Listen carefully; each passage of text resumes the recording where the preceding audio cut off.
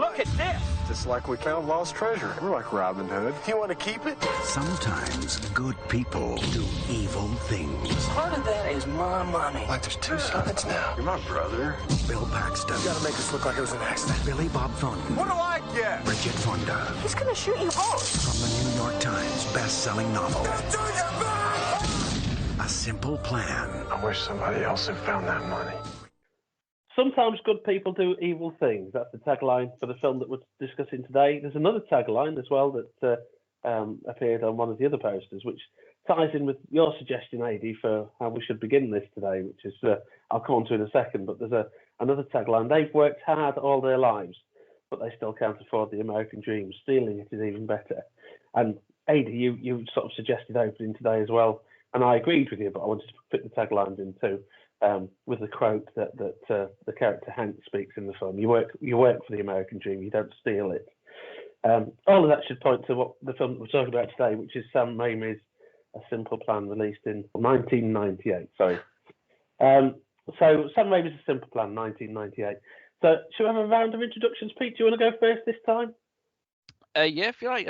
Peter True, writer and lecturer. That's it. I'm Adrian Mills, lecturer on the games design programs at the Grimsby Institute. Program leader, I suppose. Fantastic. I run them. Paul Lewis, writer, photographer, lecturer, miscreant, ne'er-do-well, raconteur, explorer of the outer realms of human experience. I might have to edit that out later. It sounds a bit too much like something from Hellraiser, doesn't it? Is that how to describe it? Frank in Hellraiser? Yeah, I think it is. I think it is. It don't be compared to Frank in Hellraiser. That's not good. There's a discussion to be had about which Cenobite would you be, but we don't do that now.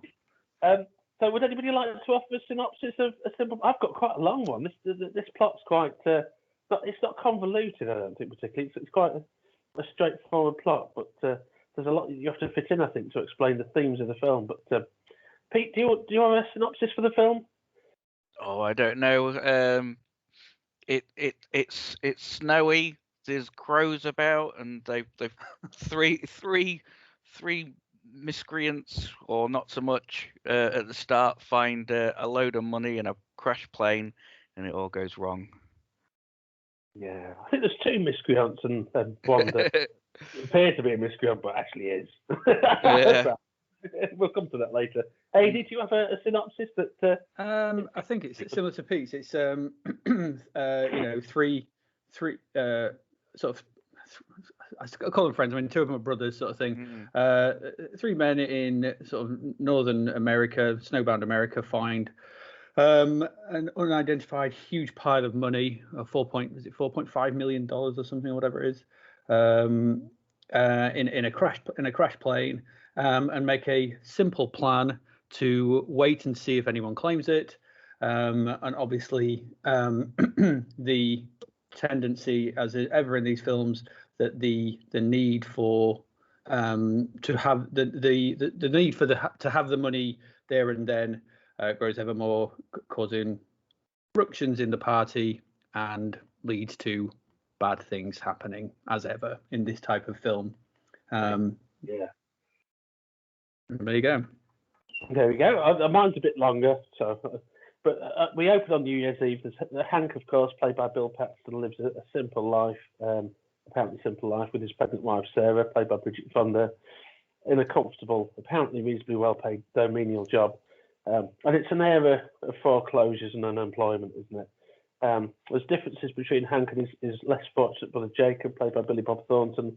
Hank went to university whilst Jacob stayed at home. Hank has a family, Jacob has nothing, not even a job. The family farm was foreclosed, the parents passed away. And Hank and Jacob, together with Jacob's buddy Lou, played by Brent Briscoe, which I think is probably the best performance in the film in some ways, actually. But they travel out to Hank and Jacob's parents' grave, and on the way back, there's an accident which involves a fox running in front of the vehicle, and Lou and Jacob decide to hunt down the fox in retribution for the damage done to Jacob's truck.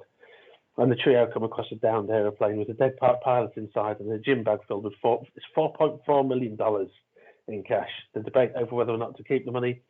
Hank wants to turn this over to the police. The others persuade him to hang on to it, and they come up with a plan to hold on to it till the spring. And if there's no search for it, they'll split it up and go their separate ways. Back home, after advising the others to keep quiet, Hank blurts out the story of the money to Sarah, his wife. She tells Hank that he must return to the plane to cover his tracks. So Hank concedes to Sarah's plan, takes Jacob with him. They encounter a farmer, Dwight Stevenson, who Hank murders cold-bloodedly, disposing of the body in such a way as to make it look like an accident. After that, the money is soon revealed to be the missing ransom for a rich man's daughter who's been kidnapped by gangsters. And the simple plan unravels at every opportunity, and Hank is stirred onto increasing paranoia and ever greater depths of inhumanity by his wife's whisperings. But that was quite good. Well done, Paul. But yeah, I think there's a lot of groundwork to sort of discuss some of the themes of the film, which we'll come on to in a second or two. But I think next we might need to sort of outline our first experiences with the film. That'd be a good step to take. I think. AD, what was your first experience with A Simple Plan? Well, I'd only seen this once before, and that's I think when it hit DVD. I didn't see it at the cinema. I've always been, and I will talk about Raimi sort of thing, so I'll hold off sort of talking about him here. I'd always been up to this point a big fan of Sam Raimi, and so, but this kind of came a little bit out of left field and was a change of pace for him. And I saw it. When would it be? Early 2000s. It might have been on video or DVD. I can't remember which. It was in that period of changeover when videos were getting switched over. I think it was one of the last, go on, sorry. last era of VHS releases, wasn't it? I think so. Yeah. I mean, it must be. I mean, it's the late 90s. DVD sort of took off in the early 2000s, didn't it? Sort of thing. But I'm not sure whether it was a little bit of time before I actually got around to seeing this. And so I seem to remember. I remember enjoying it, and coming back to it now was quite fresh because I could remember very, very little of it, if I was honest. I knew the basic structure and I knew the basic sort of plot, and obviously, you know, and I know in the genre you kind of know what's going to happen, sort of thing. So I don't know. I think it was because at the time, sort of thing, I was much more into Raimi's earlier stuff, his more bravura stuff, should we say? And this was kind of seemed a little bit different.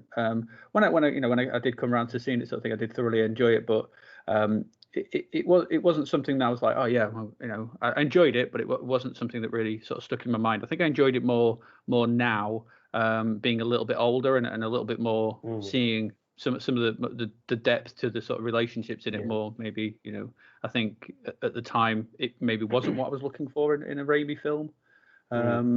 You know, you come to it with certain expectations. I think on the back of something like, you know, Army Darkness, Quick and the Dead, as it does. But yeah, so that was my first experiences with it. And I did enjoy it, but it wasn't. I don't think it was what I was looking for at the time. I enjoyed it more this time. Yeah, I think I can relate to a lot of that. I'll come on to that in a few minutes. Pete, what were your first experiences with the film? I mean, it wasn't something I sought out or anything. It was one of those things that I, again, originally saw it on the iPlayer, so it was only a few years ago. Didn't really know anything around it, who directed it or anything like that. It was just one of those things where needed something to watch, and I came across that. I think Billy Bob Thornton sort of attracted me to it because I think I'd been recently watching some of his films, sort of as soon as I started watching it, it made me think of things like Fargo and stuff like that. And I think it was just one of those things. Didn't know anything about it at all, but I knew there was some top-notch actors in it. Started to watch it. It looked like something interesting. And that was it, because I was completely sort of ignorant to it, and it's probably it would have been a very, very different experience from you two, because like I said, I had no expectations at all. You know, I made no connection with the director or anything like that, because it was just a film that was on iPlayer. Great, yeah. I mean, I was a Raimi fan like you, AD, in the 90s. Video era child, video recordings actor era child, and very familiar with the Evil Dead 2, Army of Darkness. I had a friend who worked on Army of Darkness in a special effects capacity, and I followed Raimi's career through The Quick and the Dead, which maybe we'll mention a bit later, which at the time I found a little bit of a disappointment. And I seem to remember seeing A Simple Plan at the cinema when it came out in the UK. I don't remember an awful lot about it, other than at the time I think I sort of said, well, this isn't a Sam Raimi film. Like you said, yeah, exactly. My expectations were a bit different. And also, I couldn't help comparing it. There was so many films about heists and plots, and not just neo-noir, but sort of comedy crime caper films and Palookaville, and of course Fargo was the inevitable point of comparison. And Fargo was kind of the film that I think in '96, wasn't it? Fargo had sort of blown everybody away, and I couldn't help but watch A Simple Plan and think, well, it's a bit like Fargo, isn't it? Because of the snow and the pregnant woman, and there were lots of elements of Fargo, similarities with Fargo, I think, in this picture. I revisited it, I think, on DVD. I don't know if it ever came out on DVD in the UK, to be honest, because I've got a Region 1 DVD release somewhere about the house. I watched it when it came out on DVD. When I got hold of that DVD, around about 2001, 2002, I'd say. And I didn't watch it since. I haven't seen it since until I rewatched it last week via the iPlayer. And as you said, Adi, I think watching it with a more mature perspective, distant particularly from the release of Fargo, I think, which was an inevitable point of comparison in '98. I thought this is actually quite an incredible film, I think. And a part of that, I think, is I've matured. The other part of it is I think I can look back at it now without comparing it with Raimi's other works, because he's done so many other different things since then. And the other part of it is, like I say, the distance from the other caper, heist, neo-noir pictures of the 90s. It feels very fresh. It feels very mature. I think it's probably the most mature, I think, of Raimi's films, I think, in many ways. Although there's The Gift, of course, which we might mention a bit later, which I think is quite an interesting film. But yeah, those are my. So I've only seen it 3 times, but this time when I watched it last week, I thought, well, I really wish I'd watched this more over the years, since its first release, because I might have realised how good it was. I think so. Props to Adi for suggesting it. You're welcome. You're welcome. I don't know why it even occurred to me. It was like it came out the blue. I was thinking that seems to fit in with our remit, so I thought we'd watch it. Yeah, exactly. Yeah.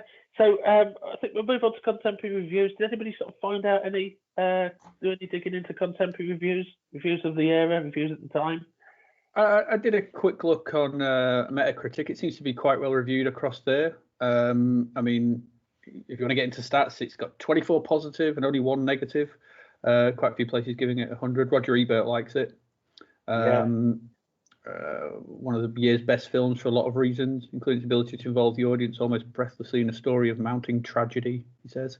It's quite a good summation. Yeah, I mean, it seems to be well liked. It didn't seem to do very well at the box office. Its money, the money didn't take, didn't seem to be that good sort of thing. But it seems to be critically well liked, I think. I think there's some, there's only, like I said, there's only 1 negative that I can find on Metacritic, but, where else do you look these days for reviews apart from Metacritic?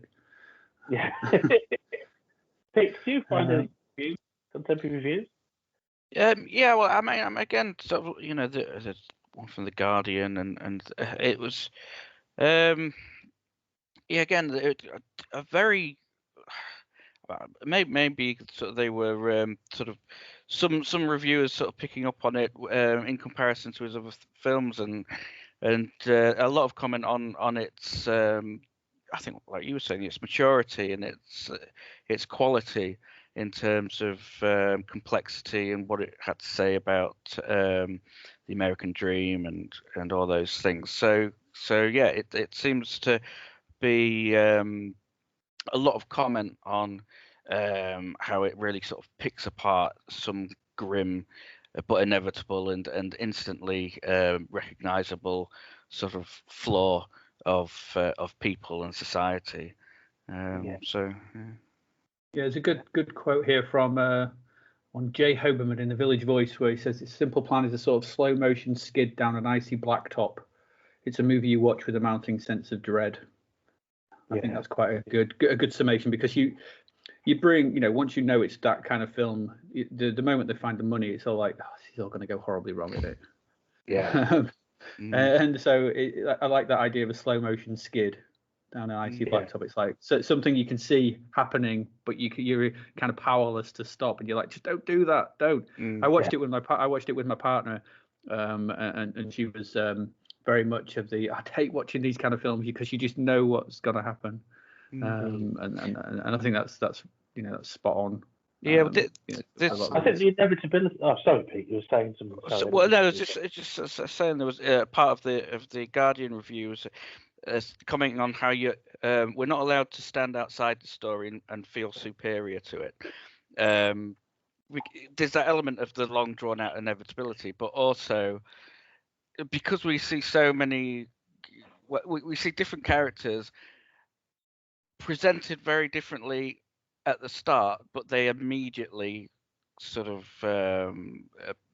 begin to unravel, and they immediately become sort of immoral and involved in all these things. So again, that idea was you can't really watch it and think, oh well, I wouldn't behave that way, because you see so many pieces of evidence of I think that we'll come to that later, but I think you can't really look at this and think, oh well, I wouldn't do that. There's that niggling thing of it's inevitable, and I would probably have fallen into that trap as well. Yeah, I think there's an authenticity to the performance as well, isn't there? I think especially Paxton and Thornton, who had worked together previously on One False Move, the Carl Franklin neo-noir picture which Thornton wrote, which is a superb film. Absolutely superb film, but they were quite good friends. But there's a sense of amicability between those two characters, I think, which is conveyed very well by the actors. I mean, I sort of did up Roger Ebert's review, which you referenced, AD, which suggested that the plotting was not unfamiliar, but praised Raimi's skill at drawing us, and this is a quote from, drawing us step by step into the consequences of criminal action. He claimed it to be one of the best films of the year, as you said. There's a lot of comparison in the reviews that I read, which comparison with Peter Berg's Very Bad Things, which Ebert refers to as a reprehensible film. I don't remember seeing Peter Berg's Very Bad Things. I don't even know if it got a release in the UK. Is that Very Bad Things? Is that the Christian Slater one? I think it is, yeah. Is it the Christian Slater and what's her face? Cameron Diaz, is it? Is that the one I'm thinking of? I don't think I've ever seen it, to be honest with you. I'm pretty sure Slater's in it. I'm not sure if Diaz is in it. Bear with me a moment. I saw it at the cinema, Very Bad Things. So it did come out over here, yeah. It is, yeah. It's Christian Slater, Cameron Diaz, yes.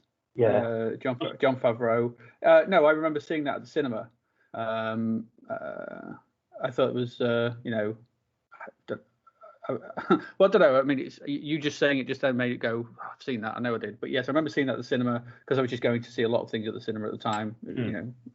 But I don't know. I don't know. Do I see much? I can kind of see, it's another one of those something bad happens and spirals out of control type films. Tonally, they're Very Bad Things. It's very different. Very, very different. Yeah. I mean, it seemed, even though I've not seen Very Bad, I don't think I've seen it. The comparison just seemed convenient, I think, at the time, I would imagine. I mean, Ebert also compares it to Richard Brooks' adaptation of Truman Capote's In Cold Blood. And he says that both of them are about ordinary people capable of monstrous deeds. And I like that. I think that makes a lot of sense. Alan Jones's review in the Radio Times referred to A Simple Plan as sort of elevator pitch like Shallow Grave meets Fargo, which I like Alan Jones, but I think that's a bit of a trite comparison. But anyway. Variety's review said where Fargo, it made some distinction between Fargo and A Simple Plan. So where Fargo is deadpan noir, A Simple Plan is, quote, more robust Midwestern Gothic that owes as much to Poe as to Chandler. And I think that's interesting. Fargo's very much sort of hard-boiled noir turned on its head, but A Simple Plan has that sort of sense of that Gothic sensibility to it, I think, which separates it from Fargo. And I can see that, I think, watching it now. Probably couldn't see it at the time. The Variety review also says the film was a, quote, gamble for more mainstream acceptance by Raimi. And you can kind of see that progression in his career from Army of Darkness to Quick and the Dead to this. Then, was it For the Love of the Game or The Gift after this?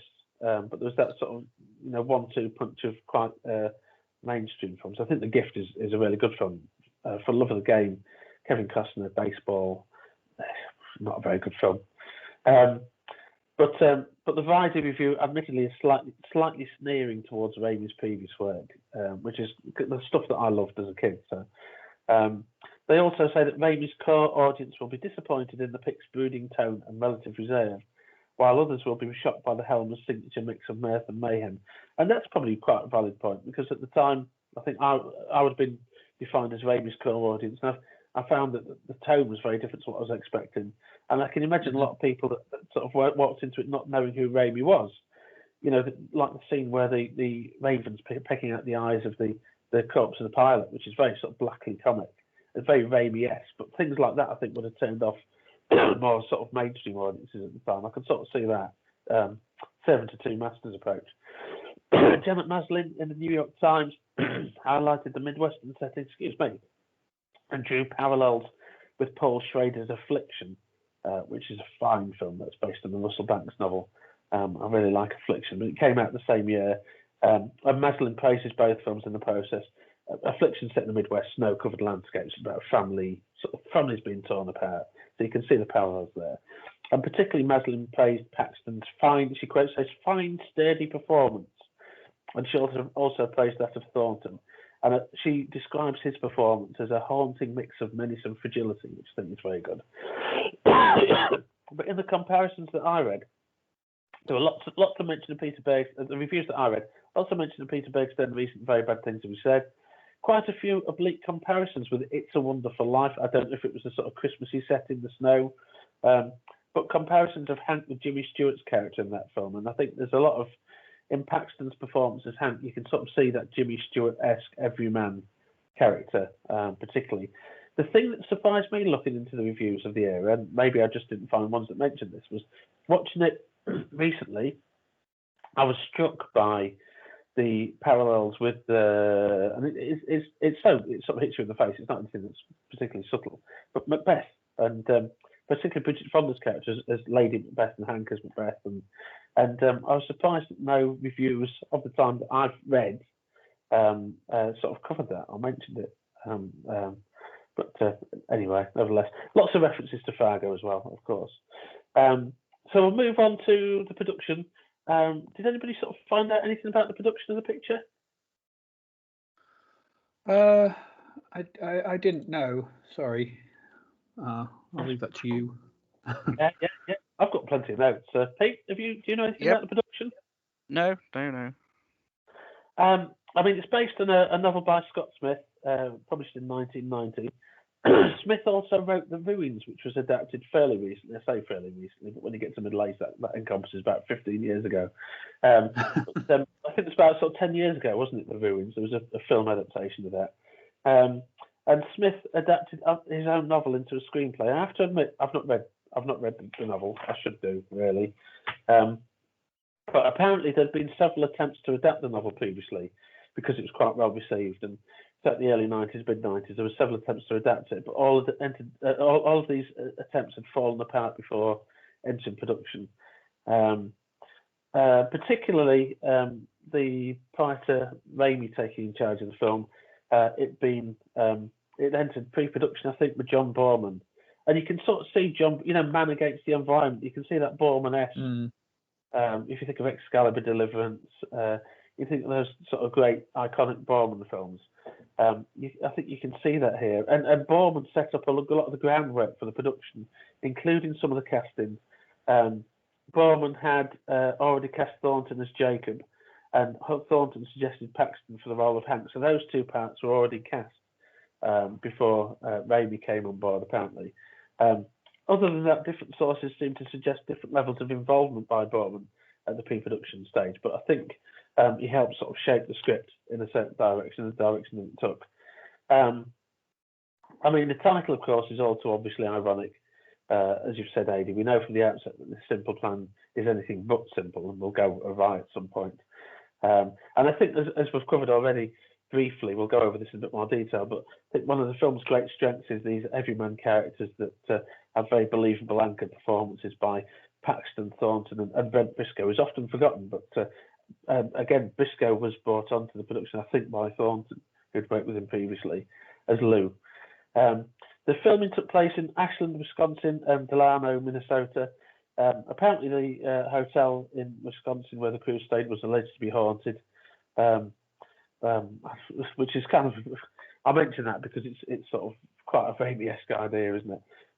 And during shooting, of course, the shooting conditions, as you might imagine watching the film, were quite extreme. The wind chill factor dropped to -60 Fahrenheit one night when they were filming one evening, which is incredible. I mean, Raimi enlisted Danny Elfman to write the score. Elfman, of course, at that time was mostly known for his work with Tim Burton, but he had worked on the score for Raimi's Darkman, and also he composed the March of the Dead for Army of Darkness.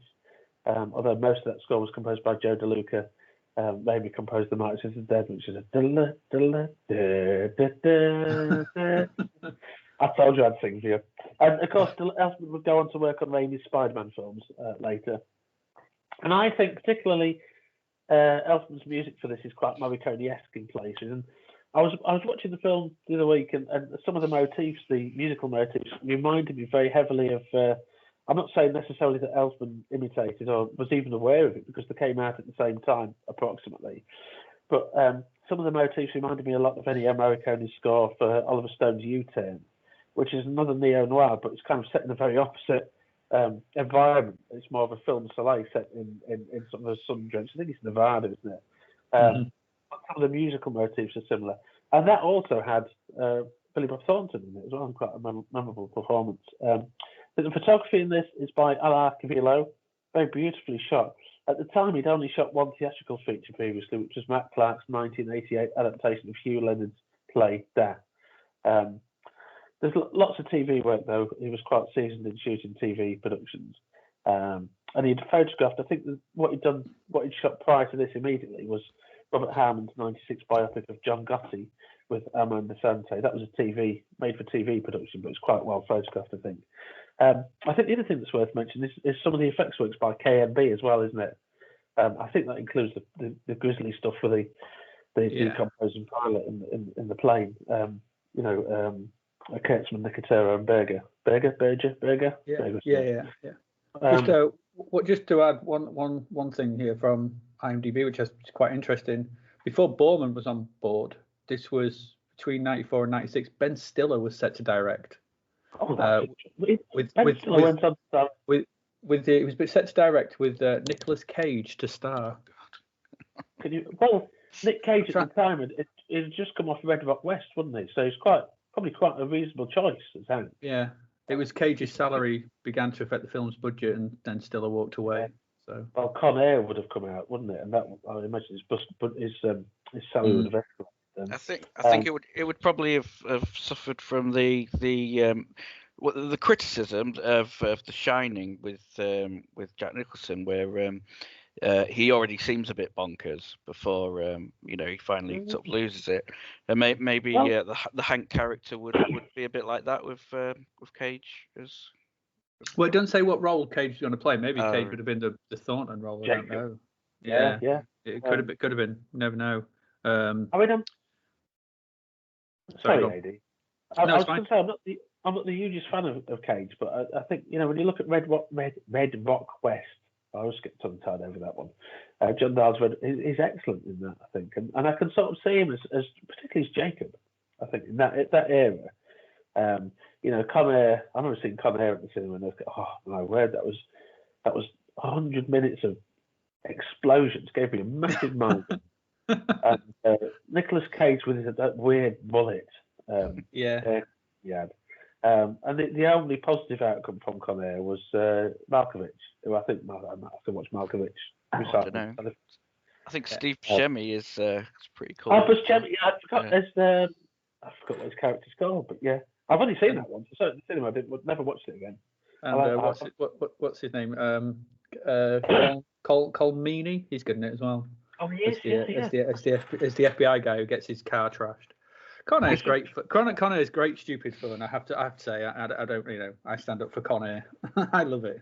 Yeah, I don't sort of any slight. It's. I can see why it would give you a headache though. I think I saw it at the cinema and was just like, to be fair, I mean it's just The Rock 2 in it, in all but name. That's what it felt like to me. And thematically, it just felt like The Rock 2. But Ben Stiller went on to he directed Zero Effect a couple of years later, which is quite an interesting film, Zero Effect. I'm sure that's Ben Stiller.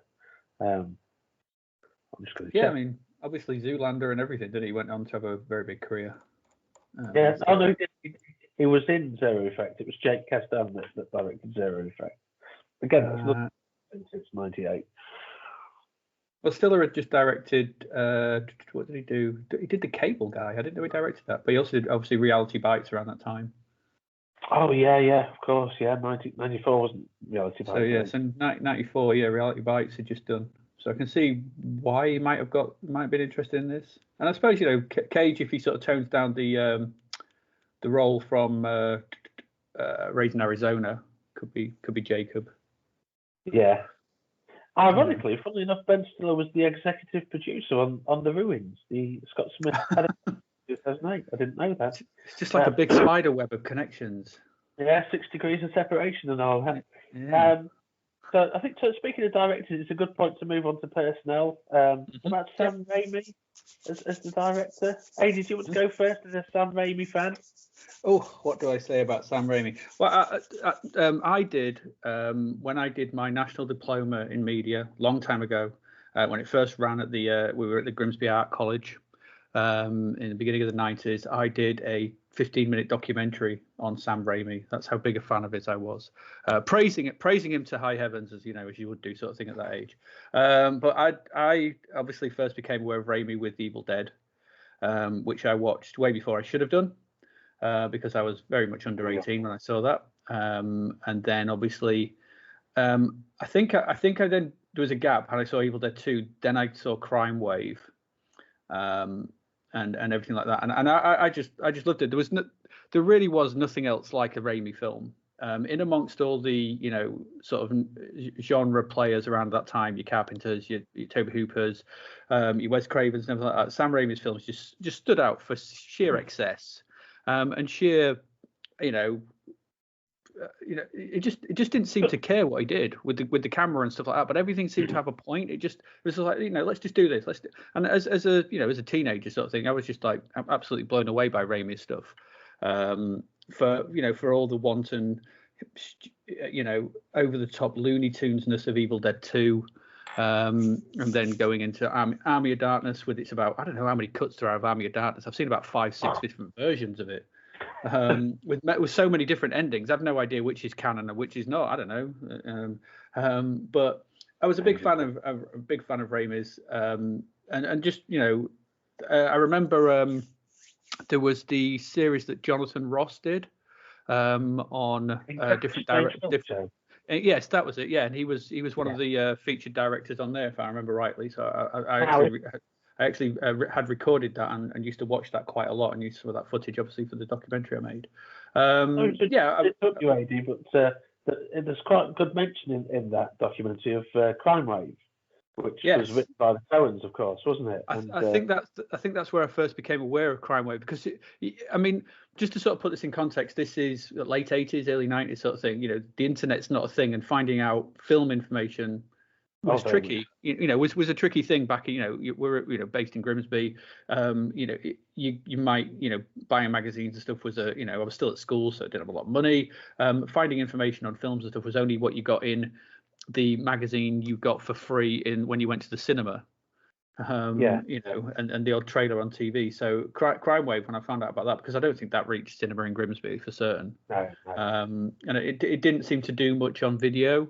I don't seem to remember it being, like The Evil Dead was, I think, one of those, video nasties, wasn't it? It was one of the poster boys to the video nasty craze, because of obviously the tree scene, which is, even I think is unnecessarily gratuitous. Should we? Let's be kind.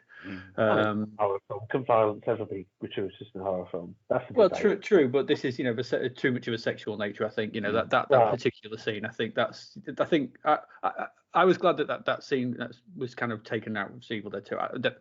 That's a whole different conversation. But I was a huge fan of Raimi. And so coming, like I said previously, sort of thing, A Simple Plan seemed a step away from what I was used to. I don't think I was not even been aware it was his film. But I was a great fan of Raimi's at this point through the 80s into the 90s, and Unlike yourself, sort of thing, I'd even enjoyed Quick and the Dead as well, just for No, its sort of yeah, fun I was take on gonna the say, Western. I like The Quick and the Dead now, but at the time it felt sort of a bit Hollywood. Sharon Stone, Leonardo DiCaprio. There's an actor that I didn't particularly like at the time, but he's really grown into his own, I think, since. And I mean, there's stuff I really enjoyed in Quick and the Dead. Lance Henriksen, which got his performance as can't remember what his character's called, but it plays homage to that Stacey Keats character, doesn't it? In Life and Time of Roy Bean, which is a film that I really love. But I mean, I've revisited Quick and the Dead since, and you know, I've not got anything bad to say about it, but it's just at the time it felt a bit Hollywood, you know. I think to me it felt like Hollywood through the lens of Sam Raimi sort of thing, in the fact of like it's a single location, this one real kind of high concept, but taken to it's almost taken to the extreme of this this town run by an evil gunslinger, and it has a gunfight, and that's it. And the cast of characters are all these sort of really sort of stereotype Western type characters, and I just thought it was absolutely ridiculous in a good way. Even down to the rationale for Sharon Stone's characters hating Gene Hackman, just felt so over the top. Can't just kill the father. The father can't just be killed. Yes, it just and that it felt ridiculous in every way, sort of thing, but in a way that trod the right line of acceptable ridiculousness, if that makes sense. Yeah. I mean, it came as part of that post-Unforgiven revival of the Western, the revisionist Westerns that appeared after Unforgiven, and there was the year before there was Bad Girls, wasn't there, which is that sort of pseudo-feminist Western with Andy McDowell and largely almost wholly sort of female lead characters. And I much preferred, I think, the Quick and the Dead to Bad Girls, I think, at the time. And it was... I think it's an interesting film looking back on it. It's the same as A Simple Plan. I think looking back on it after a few years of separation, I think I've got sort of even more time for it, I think. Mm-hmm. And Gene Hackman's fabulous in it for just chewing chewing so much scenery. It's ridiculous.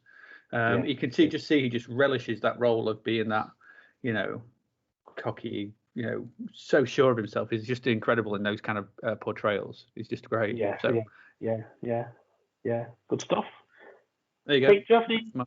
Thanks, AD. Do you have any sort of any comments about Sam Raimi?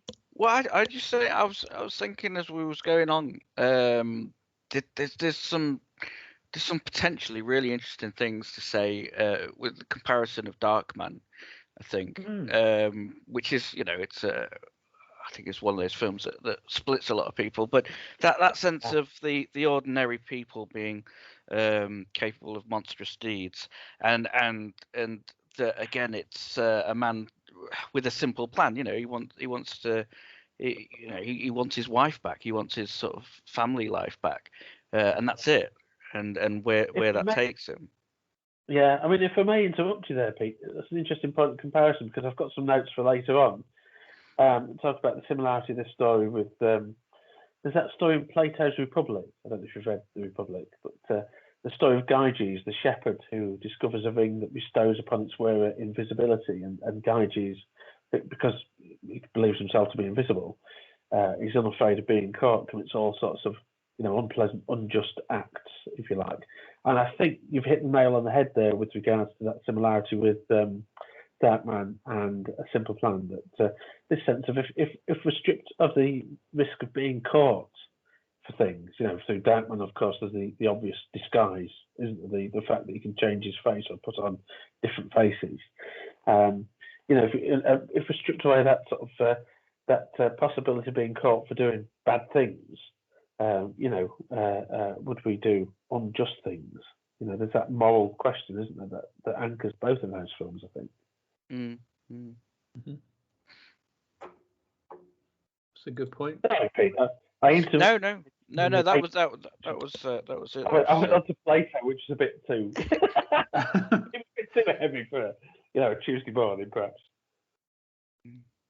No, but regarding Raimi, I'm ready for my computer to explode when I said I don't think I've even actually seen the Evil Dead films. Have you not? No. I think I've seen bits of them, but. Oh, we should correct that. Help you watch them. Well, I'll tell you what. I'll tell you another thing, Paul.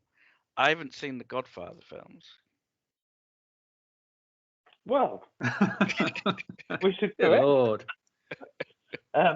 Oh, dear me, I'm facing now. I think I saw the third one. I think I might have seen the third one and the second one at the cinema. Not the second one on original release, but I think I've seen it since. I'm pretty sure I saw the third one in the cinema. But yeah. Oh, I can recommend going back and watching Crime Wave. I think Crime Wave is incredible. No, I like Crime. When I first saw it, and it was a struggle to get hold of it, as you said, Adi, because I can't remember if it was available on VHS in the UK. Certainly, I don't think it came out at the cinema anywhere near us. Crime Wave was, but I first saw it and I thought, this is a good film. I like Crime Wave because I'd seen the Incredibly Strange Film Show, as you had, and they talk about the failure of Crime Wave, and I think they're quite negative about Crime Wave in that documentary. I think Raimi talks about it. I think Bruce Campbell talks about it. And they all talk about it in a very negative way. And I watched it and thought, actually, this is pretty good. There's a Blu-ray coming out later in March, I think, from Indicator Films, which is kind of quite a reputable sort of boutique Blu-ray label. And I'm going to be first in the queue to buy that because I really like Crime Wave. I mean, my experience with Raimi was like yourself, Adi. I'd sort of grown up with The Evil Dead, and The Evil Dead 2. I do remember at the time I was prohibited by my mother. We had VHS copies of A Clockwork Orange and Straw Dogs, and bless her, my mum said, you can't watch those, Paul. And I was quite frustrated at this. I went on to write my master's thesis on Straw Dogs, actually, funnily enough. But big Peckinpah fan, but I was quite frustrated. And I sort of wrote an impassioned letter once about why the representation of violence in Clockwork Orange and Straw Dogs was kind of more acceptable, if you like, or would be better for my developing sense of morality than watching The Evil Dead, which I'd already seen and loved. I won't say, but I mean, Evil Dead was billed as the ultimate experience in grueling and terror, wasn't it? And there's a big shift in tone between Evil Dead and Evil Dead 2. Evil Dead 2 is wacky fun. When I was a teenager, this is my level of Raimi obsession. I had an Army of Darkness, an Evil Dead 2, and an original Evil Dead quad poster in my bedroom. Was it the blue one with the girl coming out of the ground? I had that Evil Dead poster. No, Evil Dead 2 poster. Sorry. Oh, I had an Evil Dead one. Yeah, I had a reprint, I think, of the Evil Dead poster later on, but the Evil Dead 2 poster was the Palace video poster with the. Graham Humphries, I think it was, wasn't it? I mean, I was a huge fan of Raimi at the time, and I like the zany humour, the Three Stooges style slapstick. I've rewatched last year via the projector. We had the lockdown, so I thought, well, I'll watch some films that I've not seen for a while. I rewatched Army of Darkness and Evil Dead on the projector. I mean, they're incredible experiences. I keep meaning at some point Evil Dead 2, and I'm waiting for the Crime Wave Blu-ray to come out to revisit that. But I mean, Darkman, I love Darkman. As you said, Pete, it's quite sort of an interesting moral. It's a comic book movie, but it's Phantom of the Opera. It's also this story of Guy Jesus, Invisible Man, H.G. Wells. And I always thought Darkman was just somewhere in the middle of. I don't know. I kind of get what you're saying, people. I always just thought it was just a bit in the middle of something like Batman and the Punisher, and was sort of in that sort of realm of sort of superhero. I think Sorry, Pete. Sorry, I was just going to say the interesting thing with Darkman that removes it from even Batman and things like that, and it removes it a bit from A Simple Plan, is the idea that not only does he not feel pain, but as a result of that, his emotional sort of network doesn't work. So he as a symptom of his physical sort of injuries, he goes insane, which is kind of you could describe as maybe a bit of a cop out, or it says less about the human condition because it is a part of what happens to him that his morality and things like that get stripped away. Yeah. I think I really like that, and as you say, it's sort of that era, Batman, the Punisher, those comic book era films that felt very dark in some ways, and I don't want to get too controversial about it. They felt as much as they sell sort of the current crop of Marvel and DC movies as sort of American mythology and sort of as movies for adults, those late 80s, early 90s comic book movies felt much more adult to me in some ways. But that's another can of worms, isn't it? And then, of course, after Darkman, we had that sort of change of pace. Well, not so much. It was a gradual shifting, wasn't it, into Quick and the Dead, as we've talked about, and then onto a simple plan, which felt like a big change of pace for Raimi at the time, a much more somber type of film. I think it's worth mentioning as well that Darkman, people often regard it as a dry run for Raimi's Spider-Man as well, don't they? In 2002. Yeah, very much so. Yeah. And I had a conversation. I don't need to sidetrack too much, but I had a conversation with a little boy about Spider-Man, and he said, my 10-year-old, that's my oldest son, my middle child, and he said, "Who's your favourite Spider-Man actor, Dad?" And I said, probably still Tobey Maguire. I think. Forget Spider-Man 3, dreadful film. And I think we could all agree on that. But I think Tobey Maguire's performance as Spider-Man, and offset by Willem Dafoe in that Raimi picture, I thought it was an incredible experience, to be honest with you. But starting with Hollywood, simple plan, big change of pace. Excuse me, put my teeth back in. Big change of pace for Raimi.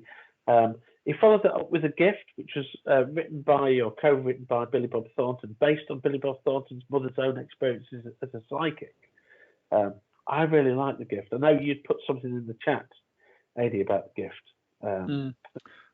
Yeah, well, I mean, on the back of a simple plan, I ended up with a bit of this period of Raimi triple bill. So to be fair, I'm completely unaware of For Love of the Game.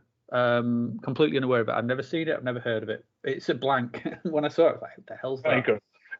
But The Quick and the Dead, Simple Plan, The Gift, I watched all three last weekend, and sort of could see this sort of thing. And yeah, The Gift, I think you made the comment sort of thing, feels very anonymous in its directorial style, and I think that's pretty much spot on. It really does. Simple Plan and The Gift, don't feel like the Raimi films that we're used to, sort of thing, but they show a sort of a growing maturity in his ability to deal with things.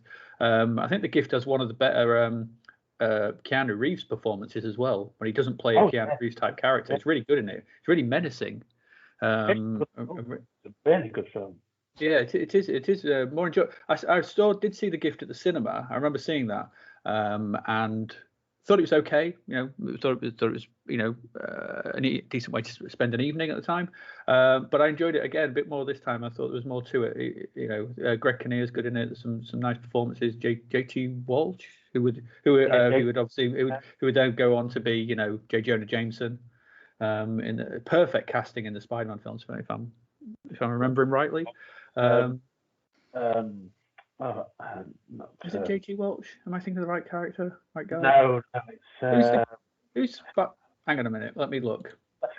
J.K. Simmons. J.K. Simmons, sorry, that's what I'm thinking of. J.K. Simmons. Yes, no, I know it was J something. He did play J. Jonah Jameson, didn't he? He did, yeah. Yes. Yeah. All right. Yes, I knew I was on the right track. Apologies for that. Yeah, exactly, sort of thing. And it began with J, so and it's 10 to 11. It's 10 to 11 in the morning, and I've not had a drink.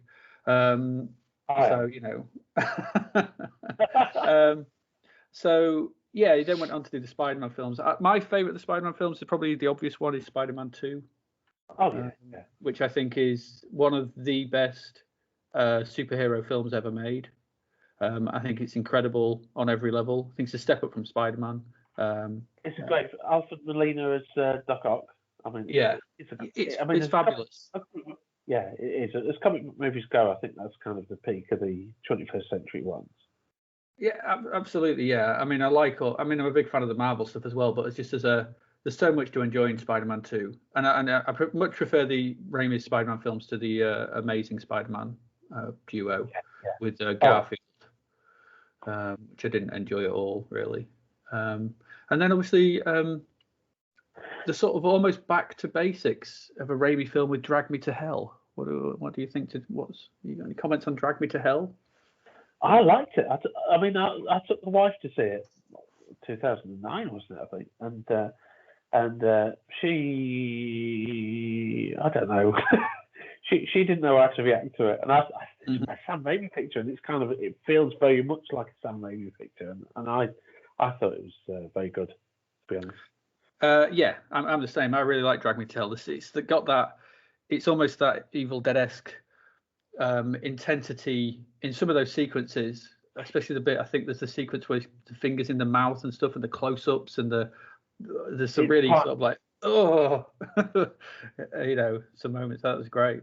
I mean, there was sorry, Adi. There's an article that I wrote last week. Well, no, I didn't write it last week. It was published last week about Andy Milligan's horror films, and somebody sort of responded to that and sent me a comment about it.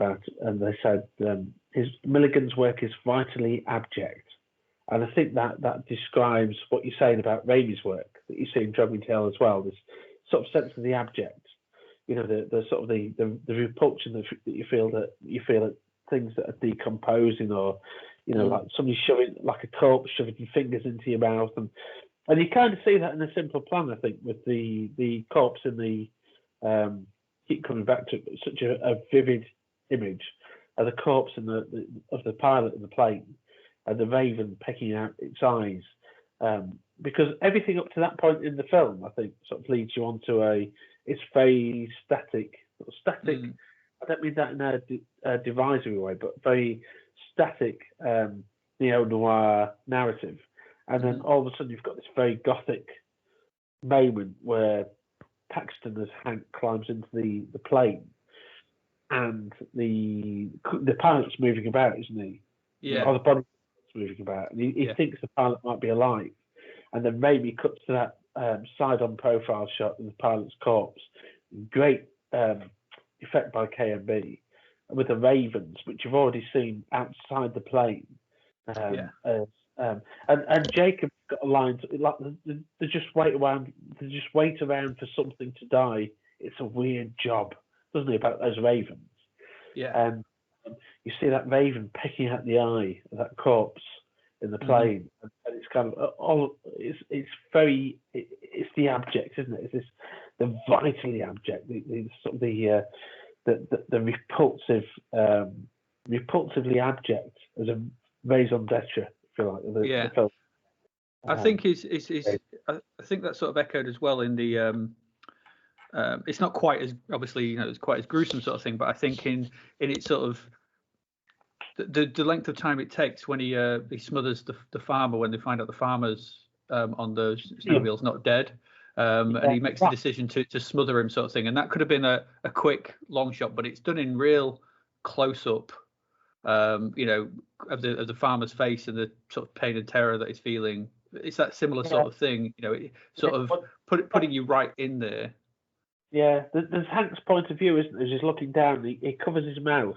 Yeah. And he holds his nose. And then there's a close-up looking up at Hank, and he sort of looks away. But it's not a look of guilt or regret. It's sort of it's somebody watching, and we're going to get caught. Which is kind of why I referenced that story from Plato's The Republic earlier, the story of Gyges. Because he's not bothered about what he's doing. And a bit later on, somebody says... his wife says, Sarah says to him something about, and I've got the quote in some of my notes for later on. She said something about, they wouldn't expect that you're capable of doing, you've done. And Gary Cowell, who was also in The Gift, as you remember, as David Duncan. And I really like Gary Cowell as an actor.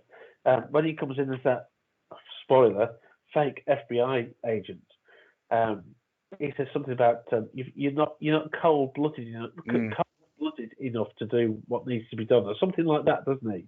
Yeah. And Hank clearly is. He's clearly got that capacity within him already to murder somebody in such an intimate way, I think. And I think it's that depiction of violence as being deeply unpleasant, I think, which separates this. I mean, I know Raimi's other films, the violence isn't something that's meant to be depicted, but both it's slapstick, it's funny. The one exception, as you said, AD, earlier, was that sequence with the trees in The Evil Dead, which always stands out in that film as being, when you watch it, most of the violence is sort of quite funny, and they're stabbing people in the ankle, and you sort of squirm, but you laugh. But when the girl, and is it Linda or is it the other female character? I can't remember off the top of my head. I can't remember. But she's raped in the woods by the trees. And when I used to teach A-level film studies and A-level media studies, and we did a module on film censorship, I used to show that sequence. And, I used to show a good chunk of the film, and then they'd come to that sequence and sort of say, well, actually, that's really unpleasant. I think it needs to be. I was joking a bit. I made light of the fact that can violence and horror ever be gratuitous, which is kind of a philosophical question. But I think in that sequence, it feels gratuitous, but it needs to feel that gratuitous. I think it needs to do that to have that impact. That it's such an unpleasant scene. Likewise, in A Simple Plan, which is otherwise a fairly straightforward neo-noir picture, you've got these sort of two, or maybe there's a couple of others that appear a bit later when Hank, when Lou's killed by Jacob. Yeah. Well, I was going to say when Lou's wife is shot, I guess that's more like a Raimi sort of piece of violence, perhaps, where she's sort of thrown across the kitchen. Yeah, I mean, it's obviously, there's some sort of, I don't know if it's the actress or a stunt double, but she's pulled back by wires, isn't she, into the kitchen units. And I wrote that in the notebook when I was watching the film. I sort of wrote that down. I said how impactful that is. In the context of Hollywood, we talk about Con Air and so on, but we talk about, the Hollywood action film and how impactless violence often is in Hollywood action films in the 90s. But you watch that sequence when Hank shoots. She pulls out the gun, his pistol, and he shoots her with his shotgun, and then says, as if Lou shot his wife, doesn't he? And it's such a powerful moment when you've got this sort of frumpy middle-aged woman, and she's still set up as such, a bit of a harridan, but she's so dedicated to her husband that when she sees her husband dead, she decides to take action, and then all of a sudden Hank blows her away with a shotgun, and you don't just cut away. Which is sort of sorry, I know I was interrupted, but she's instantly dehumanized. She's instantly ragdolled. All that life and bolsterousness is gone. And I think earlier we're just sort of mentioning the Lou's wife when we were talking about the characters. I think Lou's wife and her reaction to what's going on, I think, is very different from all the others, because again, I think Hank sort of does this thing of, it's not what it looks like, or let's talk about this, but she doesn't have any of it, does she? She doesn't care about the money or anything. She reacts the most, I don't know, human, or what you would hope. How you would hope you would react. There's no thought of money or getting away with anything. She's just distraught and emotional. That's right. The great irony is that when they find the money and Hank says we shouldn't tell anybody about this, and then he sees Lou going to his wife and is her name Carla? I think it's Carla, isn't it? And he says to Jacob, he's obviously going to sort of blab. And then the first thing that Hank does when he goes home is he tells Sarah, he says, what would you do if you found all this money in the woods? And that's the beginning of the Lady Macbeth. And I was going to come on to Bridget Fonda's performance next, but I sort of read quite a few articles that said that the film's misogynistic because of Bridget Fonda's character, but she's just the classic femme fatale.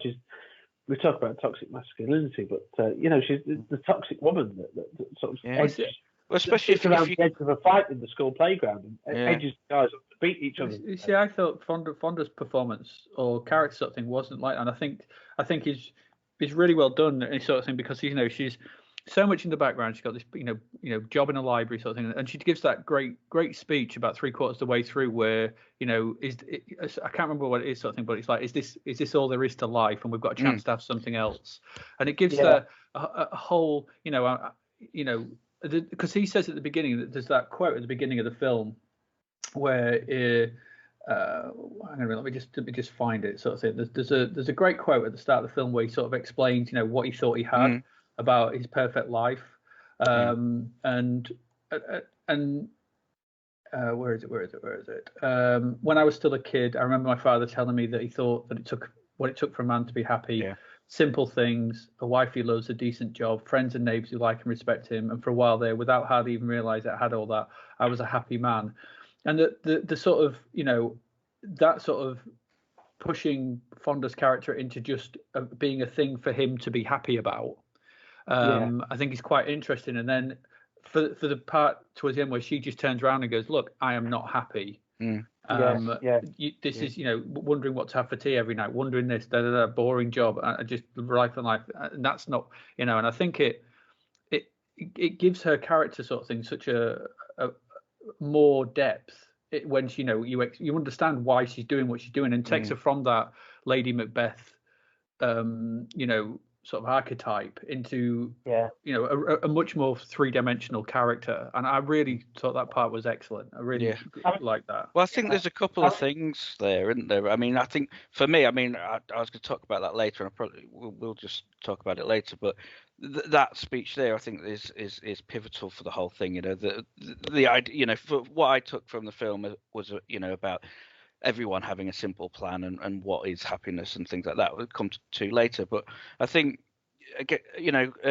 comparing Bridget Fonda in the Femme Fatale in this with the film we saw last, After Dark, My Sweet, you see it as a much more effective character there. Yeah.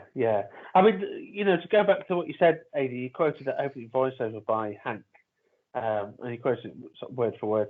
But there's a lot of irony in that, because, of course, he takes his wife for granted, but also the allusions to his father, which we learn from Jacob, that his father over-mortgaged the house, the family farm, lost the family home, the family farm, to pay for Hank's university education, and then committed suicide so that his sons would be given the insurance on which to live. Yeah. And Hank's completely ignorant of this, isn't he? And Jacob tells him this story. He says, "Well, surely you knew. Didn't you realise that this is what Dad had done?" And all that opening narration by Hank is kind of undermined by the fact how naive he is, which is it's a very gradual revelation as well. How easily he's swept up by the greed and the paranoia that's engendered by Sarah. And Sarah's speech, as we say, there's a lot of truth to it, of course, but then she ends with this kind of emphasising her own material comfort. She says, she explains to Hank why she's urged him on. She says that the comfortable life doesn't afford the comforts that she wants. She sort of admits that he's got a reasonably well-paid job, but she's only going out to restaurants on special occasions, having to skip the appetizer and come home before dessert. Do you think that would make me happy? Well, yeah, generally speaking, that's what the majority of working Joes have to do. And it's kind of, she starts by, she's got a valid point, and then at the end of that monologue, she's got it's a self-interest that comes out, isn't it? So she's quite a complex character. I don't think you can say this is a simply misogynistic, and I wish we had a female colleague to sort of argue against this, but I don't think, we really need it, because there's three blokes talking about representation of women in films, and I'm cognizant of that. But I don't think it's a simply misogynistic portrayal. I think it's quite three-dimensional. She's got a legitimate point, but then on the other hand, and the other thing is, it's her character breaks so many archetypes. She becomes increasingly Machiavellian, and there's that point where she gives birth to her and Hank's daughter, and in the hospital she plots to frame Lou whilst she's actually nursing a newborn baby. She sort of says, "Well, you've got to get Jacob to fix that. You've got to get Jacob to frame Lou." And she's actually nursing the newborn daughter at the time. And then also Jacob, bless his heart, I mean, he's the character that I feel sorry for. He gives his child a teddy bear to the child, doesn't he? And she says, it's used, And I can't say that with the impact that it needs, but she's really repulsed by the fact that she used teddy bear. And Hank says, well, it was Jacob's, childhood teddy bear. And there's been that setup where Jacob sort of explains to Hank this is such a sort of a heartfelt present, and it obviously means so much to him. I mean, in terms of sort of Fonda's performance, of course, she'd worked with Raimi before as Linda and Ash's girlfriend in the wraparound scenes in Army of Darkness, and Fonda apparently was a huge fan of Evil Dead 2: Dead by Dawn. She was up for the role of Sheila at one point, or she was considered for the role of Sheila in that film, but the part had already been given to M. Beth Davids, who a year or two after went on to sort of more significant things with I say that in air quotes, with Schindler's List, of course. But Fonda had also reputedly auditioned for the role, and I didn't know this till reading, researching about the production of this. But she'd also auditioned for the role in Darkman that went to Frances McDormand, who, of course, was the wife of Joel Cohen and the star of Fargo. I mean, the role of Sarah, she's a librarian, she's pregnant. Everything that you could sort of say represents a stereotypical nurturing female character role in films. She embodies, doesn't she? There are parallels, I think, with Marge, the pregnant Marge in Fargo, of course. But in this film, Sarah's a destructive force. She sort of sows those seeds of distrust from very early in the story. And I think there's a lot of verisimilitude, a lot of sort of realism in those conversations that Sarah has with Hank. Not pillow talk, but talk in the home about well, don't you think that you should do a bit more about Lou or about Jacob, and to put them in the place, or to make sure that they are aware of their position in this simple plan, air quotes. But as you thought, it's her whisperings that lead to so many of the violent deaths, which is the Lady Macbeth comparison. And sorry, Pete. No, sorry. You carry on. No. You were going to say something. Well, it was just I thought she's so she's got that unhanded sort of role throughout it. So much so that by the time you get to the end and she's called to say that the FBI agent isn't a real FBI agent, at that point I was thinking that she might even be lying and that he is a real FBI agent and she's just trying to get Hank to kill him just to get rid of him so she can have the money, sort of thing. Her character's changed so much that you could believe that sort of manipulation of her own husband by her. Yeah, I think that's credit to Scott Smith and Sam Raimi, that they both handle things in such a way that at that point when Gary Cole enters, you think, well, is he an FBI agent, or is she just going to lead? Because at that point she's led to the death of Dwight. She's kind of led to Lou's death in a way by poisoning Hank against Lou and Jacob. So you think, well, is she going to lead him into murdering an agent of the FBI? And of course, spoilers: Gary Cole is not an agent of the FBI. He's a gangster.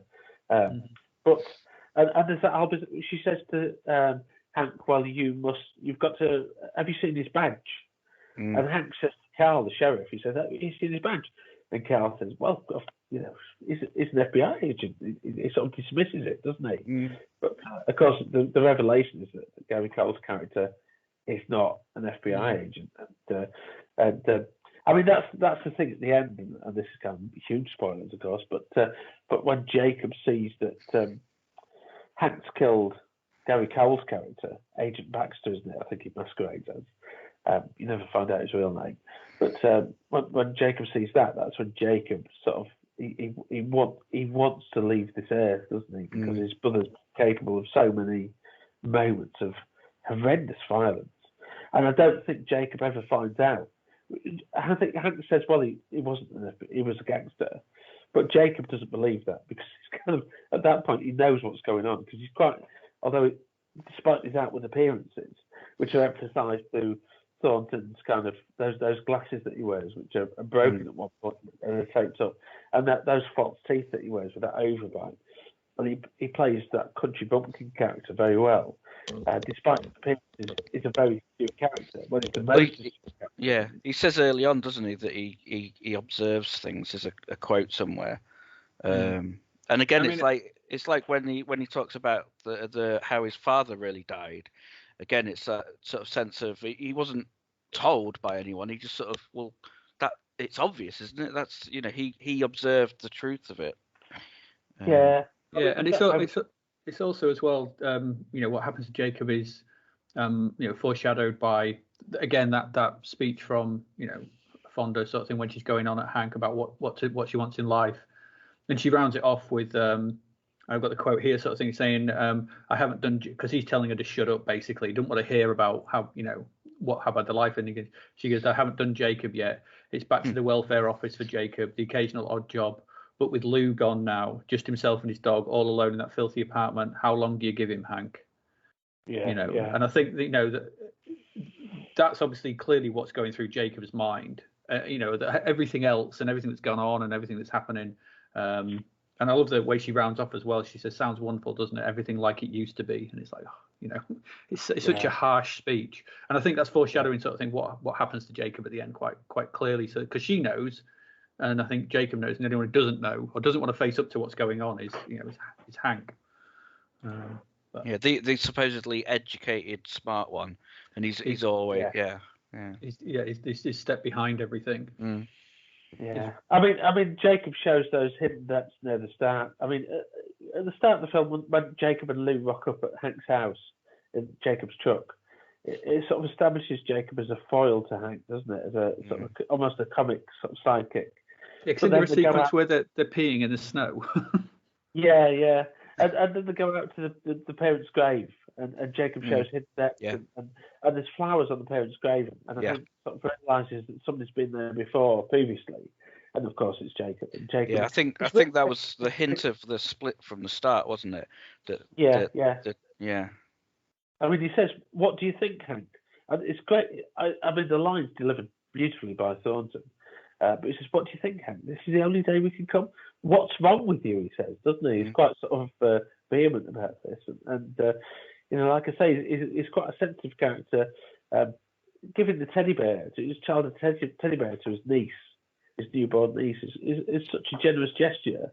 But Sarah doesn't acknowledge it, and Hank's not really he sort of gets it, but he doesn't get it, and when Hank murders Dwight, Jacob's the one that says they should turn themselves in. He's the one with the conscience, isn't he? Of course. Mm-hmm. Yeah, I mean, I put at one point that Jacob is like a loyal dog, but he doesn't know who its owner is. He's loyal to whoever's around, but also a sense of morality and the law and all these sort of things. He desperately wants to be. Well, I thought he was loyal to the family, his dad, and also the place. He wants things, he wants to continue the family. Whereas I think Hank is a sort of break from, the farming tradition. He's obviously educated, wants to get away. And I mean, it's quite interesting in the start sort of thing, because Hank is the one who says we shouldn't do this. It's like, so he does show some education sort of thing. There's like a nuance sort of that he figures that no good can come of this. No good can come of keeping this money. But the other two go, no, it'll be all right. Yeah. And he's immediately convinced, though, isn't he? Yeah, absolutely. So I think it doesn't take much convincing sort of thing. But there is a part of him sort of thing that doesn't, knows sort of thing. You can see it. Like, this shouldn't be it. The quote, you don't steal the American dream, you work for it. And I think that's quite apt there sort of thing. But then it's Jacob wants it because he simply just wants to get the old house back. He just wants he wants to renovate and be like his dad, get the farm up and running again. And that's it. And Hank wants none of that. He wants it's Hank's idea that once we have the money, we all just move away. And so his affinity has obviously been, whether he went away to university or wherever, I'm not quite sure. I think he did. And so his affinity with the location, the town, is much less. He works in the feed store, but I think he probably whatever sort of thing. And I think you can sense his frustration in that sequence where he has to explain to somebody that there are 5 Mondays in a month. And you get that, he doesn't, small town life, he wants a bit more. And so his idea is, well, we just move away. That's great. We get away from here. Yeah. Whereas Jacob and Lou are like, well, what do you mean? Where do we go? What do I do? My life is here. Yeah. I mean, there's a great moment. You've got these two brothers that are separated by education and economics. And of course, Hank's education was paid for by the father who overmortgaged the farm. which led to being foreclosed and led to a suicide. But there's this nature and nurture debate, isn't there, of course, in those two brothers. And all Jacob wants is to buy back and fix up the family farm. And that becomes a symbol of belonging, doesn't it? And he says at one point, I'm supposed to get the farm, he says to his brother. He's distraught at the time. He says, what do I get? He says, this is what I want. This is where I want to be. This is my home. This is my home, Hank. And there's so many depths, I think, to Thornton's performance. I mean, Thornton at the time was no stranger to neo-noir. He'd obviously written or co-written Carl Franklin's One False Move, which I mentioned earlier, which is a superb film. He'd acted in Trouble Bound, which is a bit of a neglected picture, but it's still a decent neo-noir. Oliver Stone's U-Turn, of course, about the same time as A Simple Plan. The Coens, The Man Who Wasn't There. This was his first collaboration with Raimi. And he went on to write or co-write the script for The Gift, Raimi's supernatural film. And that was based on Thornton's mother's own experiences as a psychic, apparently. With A Simple Plan, that was the film in which Thornton collaborated with Paxton first. They were cast together. And in his autobiography, the Billy Bob tape, written by or co-written by Kinky Friedman, who himself written some sort of noirish crime novels, PI novels of the 80s and 90s. Thornton cited his role as Jacob as one of the two screen roles that he never, in this was the quote, he never wanted to stop playing. Where when the movie was over, I wanted to stay in character. The other of these roles was his role in The Coens, The Man Who Wasn't There. And Thornton says that if we put those two characters together, he says, quote, it's pretty much who I am in real life. And the character in the book, apparently, like I say, I've not read the book by Scott Smith, but the character in the book is a fat guy. I can say that, fat guy myself. But there's no discriminatory sort of language there. Thornton apparently, however, lost weight for the role.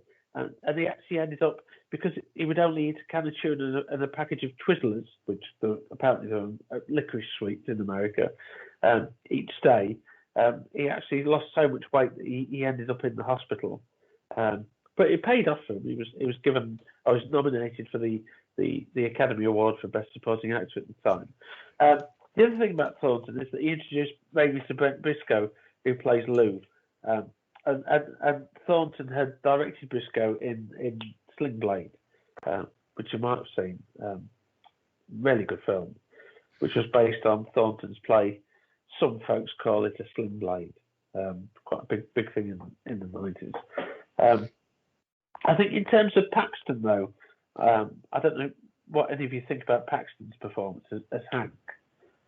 Well, I think it was really interesting at the beginning, and it mirrors a lot of what AD was saying, where they're at the crash site, and you've got his brother and Lou, Jacob and Lou, and they're dressed as if they belong there. They're part of the town. They're part of where they live. They've got their hats and the gloves on and everything, and Hank is there in his sort of more sort of fancy sort of coat, a pretty impractical sort of thing, and he's always back. He's always at the back of the queue whilst they're going through the woods, sort of chasing the fox, and he's not drinking and stuff like that. He's very much removed, and I sort of bleeding into what you were talking about before, where he literally becomes unraveled straight away. He presents himself as the moral thing of, we shouldn't do this, but he comes out of the plane, and I think as they're talking about that, whether they should do it or not, you notice that it's probably going into things that too much detail that people do, but you notice that his fancy city clothes, his coat is ripped. He's literally becoming unraveled. And there was another thing. When during the argument with Lou, how they're saying Lou and Jacob need the money and Hank just wants it. Oh yeah. That's what Lou says, isn't it? He says yeah, we need this. You know, Hank just wants it, and Hank, of course, his ear is bent by his wife, so it's sort of Hank and Sarah want it really, even though they've got a comfortable lifestyle, and yeah, I think that says a lot. I mean, for my money, sorry, Adi, I sort of let you sort of speak about. No, go. But I think Paxton's very good as everyman Hank, and I think in Raimi's direction, you can sort of see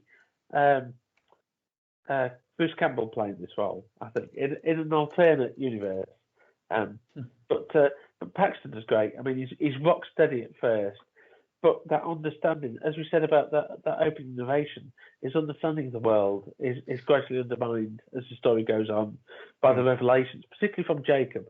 You know, about the father's suicide and you know how their dad over-mortgaged the farm to pay for Hank's education, and he's revealed to be gullible. That's why he's so easily led by Sarah. I think, like Macbeth, as we said in Shakespeare's play. The other thing about Hank, and I sort of mentioned nature and nurture earlier, is the gradual revelation. You know, Jacob shies away from violence, but there's the gradual revelation of Hank's propensity for violence. You know, when he suffocates Dwight, which is such an unpleasant, intimate way to murder somebody. He sort of covers his mouth and holds his nose, and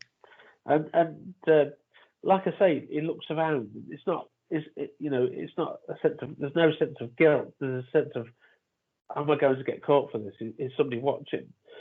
And Sarah said at one point to Hank, he must remember, quote, how other people see you. You're just a normal guy. Nobody believes that you'd be capable of doing what you're doing.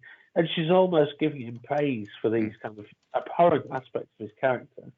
Later in the film, as I said, Gary Cole's FBI agent fake FBI agent, I should say, tells Hank, guess you're not the cold-blooded type, are you? He's unaware, of course, of what Hank's done at that point in the story, which is to murder Dwight and then to facilitate the executions of Lou and his wife. You know, so that utterly unnecessary scene, you know, where Jacob sort of helps him set a trap for Lou so he can record Lou's alleged confession to the murder of Dwight. And it's that's quite a cleverly handled scene, because at some points when Jacob starts mocking Hank, Hank looks astonished, as if to say, "Yeah, well, you're my brother. You sort of be saying these horrendous things about me." He's mocking him, but of course we realise as the sequence ends that Jacob has been actually playing his role in Hank's entrapment of Lou, but then maybe also in the subtext expressing his own what's the word? His own sense of antagonism towards his brother, who's been so much more privileged than he has, perhaps. So I think there's so many depths, I think, to that relationship between Hank and Thornton, between Hank and Jacob, between Paxton and Thornton. And it comes out, I think, particularly in that scene where Jacob and Hank sit in the car and they discuss Jacob's life and how lonely Jacob is. Jacob talks about his girlfriend as a teenager, and Hank said, "Well, you know, remember that beautiful girl you used to go out with when you were sort of at school?" And Jacob reveals that she only dated him for a month in order to win a bet. I think it was $100, wasn't it? And, yeah. There's this profound sense of Jacob's loneliness there. You know, something that the blink of Hank. He's got no understand. He doesn't understand that at all. He can't. He looks astonished, as if to say, "How can you be so sort of lonely?" And Jacob says, "You know, I never even kissed a girl before. If being rich changes that, I'm all for it. I just want to feel what other people do, whether or not it's because of whether or not it's because of the money," he says. And I think that's such a well played scene between those two actors, and you get that. You know how they play off against each other. Sorry, Pete, you can say No, I was just agreeing so much with what you're saying. And he sort of says that afterwards that she would occasionally sort of smile a hello to him in the corridor or something, and you know it was so wonderful. You know, she didn't have to do that. You know, she was his sort of sense of it's grateful, isn't it? Yeah, gratitude. Yeah. Yeah, yeah. I mean, despite the differences, there's that scene as well where Hank tells Jacob, and I think it's in the hospital, isn't it, after Hank's daughter's been born. He says, you've got to pick a side, and either Hank or Lou. And there's Jacob is dumbstruck by this, and he stares at Hank. He says, "Good," and it's great. The delivery of it by Thornton is, I mean, I can't sort of emulate it. He says, "Good grief, man, I pick you. You're my brother," as if there's no question about it. And we cut, or Raimi cuts to that close up of Hank, and you think as the audience, well, would Hank pick Jacob with such ease and dedication? If he was placed in that moment, and I mean, you get the sense that he wouldn't, of course. Well, I'm not so sure, sort of thing, because I think that I don't know. I don't know if there's certain things that Hank does, like I mean, it's a strange sort of almost contradictory sort of thing, because you do get the sense of that he would do things for his brother. I mean, he kills the farmer, after Thornton's instinctively smacks him over the back of the head with the tire iron. When they think. Is that Hank's own sense of self-preservation? Well, it's hard to say, isn't it, sort of thing? Because I mean, he covers it up, and then he tells him, he want dead, and I've taken it, because I guess sort of thing, because I mean, because the conversation afterwards when Jacob says we have to tell, and he's like, no, you can't because he wasn't dead. I guess actually thinking about it, sort of thing, that maybe Paxton would never have told him and left him to feel that guilt of killing him. Maybe that's because when you state, and I did notice actually thinking about it, there's the point where he looks away when he's strangling him, sort of thing, or he's smothering him, and I don't think he's looking for police or anything. I think he's looking for Jacob. I think he's looking to see is he being watched? Can I get away with this? Will anyone ever know? And then his instinct is, no, I'm not going to say anything about this, and let Jacob stew in that. And it's only when Jacob flares up saying, actually thinking about it, you're probably right.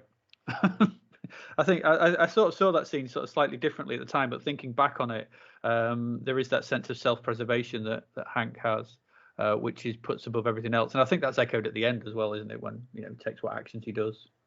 Yeah. I mean, from the outset, you get the sense that Hank's seen as an outsider, don't you? As Pete said, that's kind of represented through the costumes particularly, but also, I mean, they quite clearly see him as haughty, if you like, or as sort of educated to the point where he sees himself as looking down upon the others. I mean, Lou says to Hank at one point, sometimes you can come across like someone who's got a stick up their ass. He says, doesn't he? And kind of everything that Hank does kind of proves that true in a way, because he sets up that plot against Lou. He tells the others not to speak about the money, but then he goes home and he's a hypocrite. He tells them. Oh yeah, absolutely, about it. So I think there's a lot of complexity, I think, in that relationship between Hank and Jacob. I mean, what about the neo-noir conventions in the picture? Does anybody have any sort of reflections on, the relationship of the film? Cause I think a lot of the noir convention stuff, I can find frustrating, but in the same way, that's because the film's got under your skin. When you can see things unraveling and you can see people making things overly complex, and if they just left things as they were, it would have been fine. Like you mentioned it before, the Ewan McGregor film, Shallow Grave. It's just so annoying because you just think, oh, for God's sake, just it'll be all right if you just be patient. But I think and I think I remember this time and the first time I watched it, because obviously I forgot all about it for the second time I watched it. But I remember thinking at the start, oh God, it's going to be one of them. It's going to be so annoying because it's going to be so unnecessarily convoluted and frustrating, and you can shout at the screen. But I don't think you had that, because I think all the moves and all the sort of side steps and things were set up really well with the wife and with everyone else. I think it was less making it complicated for the sake of it, which I think some noir can do, neo-noir can sort of do that. It's just like, oh, to fit the convention, we have to make these twists and turns. But whereas with a simple plan, it comes through the people much more. I think. So can it? It feels naturalistic. That the steps, the things, the events that happen are born out of not desires to be, what is it? Some good people do evil things. There's a tagline, one of the taglines. And I think that's evil is a subjective thing, but it's not necessarily evil. It's just like you're driven to this desire to be something else, something more, and it does grow from every step along this sort of thing isn't a. I agree with you, Pete, sort of thing that neo-noir can sometimes twist itself in knots, trying to be who did this to what, and that double cross and this double cross. And I don't think anything's it's not about that. It's just trying to sort of extricate themselves out of this mess. And even the sequence with when they try and frame Lou is built on Lou turning up at his house and saying, well, I know about this sort of thing. So it's a reactionary thing sort of thing, and everything feels doesn't feel sort of forced. It feels, oh God, we're now going to deal with this situation. How do we deal with it? And I mean, the steps they take. It's probably Lou coming round and saying that is probably the most overt plot twist sort of thing. That's I think so, because that was the one thing that is kind of believable for the character, but doesn't he say sort of thing? I owe people money. I need some money because I owe people money, and that. To me, that felt the only bit in the film sort of thing which felt, a sort of an allusion to that kind of typical plot beat, where one of them owes some money, so they need it sort of thing. I owe money to people, blah blah. And rather than it just being, I just actually want some of the cash so I can go buy a new car. Which reminded me of the sequence in Goodfellas.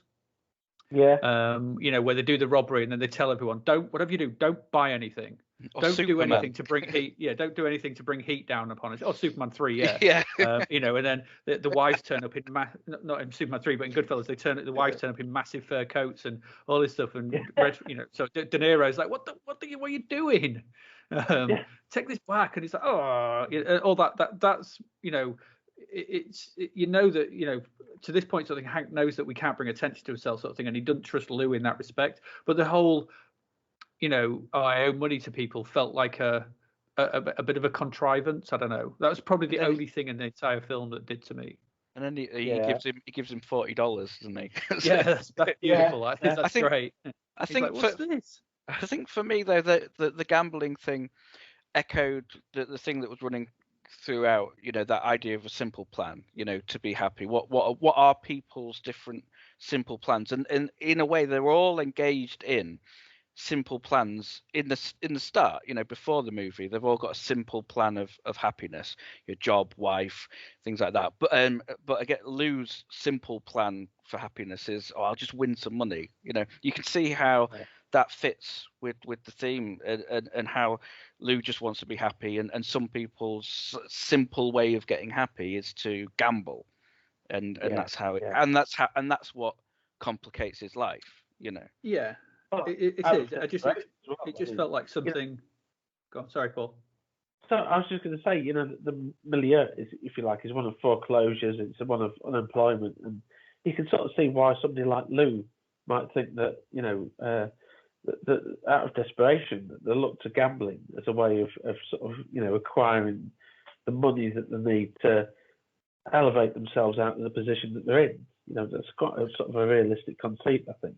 Sorry, Adi. Yeah, I was going to say. I mean, I understand that sort of thing. I'm not having a pop at the film for sort of portraying somebody who's into gambling and things like that. That's not what I'm saying. What I'm thinking is that the contrivance of these two things happening together.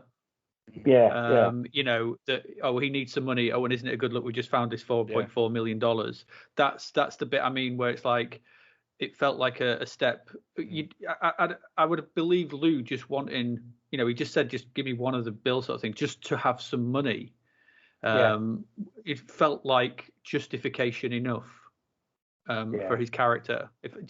Do you see what I mean? That's and I just felt that the layering on top of I owe people money, and maybe he was making that up. I don't know. Maybe his character is just using it as an excuse because that's what people do. But it just felt like a layer on top that was kind of a little bit unnecessary. I think. Sorry, I think the one other bit that fits into that noir sort of complicated thing was with Bridget Fonda, the wife, saying to take some money back to the plane. You know, that's I think that's a plot point that puts you on that road to thinking, oh, there's just going to be complications on top of complications. Yeah. They're all going to bite each other in the back, sort of thing. But I think those are the only two bits that sort of come out like that. Yeah, I mean, in terms of the neo-noir context, if you like, there's this juxtaposition between sort of scorched heat of films like the film Soleil, like we talked about after that, My Sweet Last Time, and Delusion, and Oliver Stone's U-Turn. But here we've got this kind of Midwestern noir, the Fargo-esque, the snow-covered landscapes, which is a very sharp sort of tonal juxtaposition, I think, visually. You know, the setting here is the harsh climate, foreclosures, small town life, and what that adds to the pictures. Obviously, as we said, the similarities are with Fargo, and I think it's perhaps best to consider Raimi and the Coen's films as sort of existing in the same universe because they overlap at certain points, like Francis McDormand's appearance in both, or the Coen brothers, who wrote Crime Wave, of course, for Raimi.